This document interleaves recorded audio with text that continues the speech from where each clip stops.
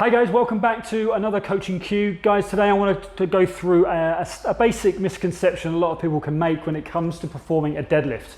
Well, I wanted to talk about the difference between a conventional standard deadlift movement pattern versus a stiff-legged or Romanian deadlift or an RDL movement pattern, okay? So there's a difference between the two exercises. The conventional is what you should be very, very familiar with, okay? Because the conventional deadlift is how you should lift anything heavy off the ground.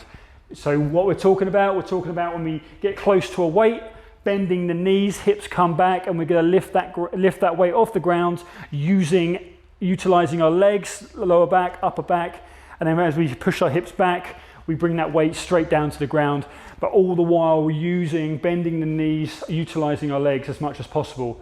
The stiff-legged deadlift, it says what it says on the tin, does what it says on the tin. We take the legs out of the equation to a certain degree. We soften the knees, but we keep the legs relatively straight, and we're going to emphasize the hinge pattern of the movement, which puts a lot more focus into the hamstrings. Guys, with this one, it takes a hell of a lot of skill and a lot of practice to really perfect this, especially when you start to overload or put a lot more weight through this movement. I need you to understand when it comes to when you start to put more weight through your body, and if you go into that more advanced lift to start with or too early on, you can see how people can overload the wrong muscle groups. They can really start to lose shape through their upper back.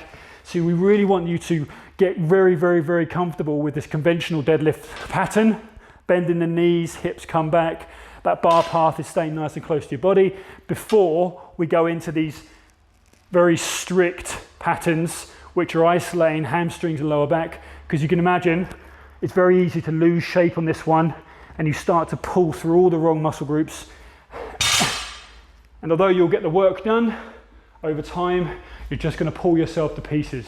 All right, so super important to really understand the difference between those two types, because what we're going to start with is building up the strength of your conventional pattern, that conventional deadlift movement, and then moving into those more isolated, stricter movements, which are the RDLs, or stiff-legged deadlifts.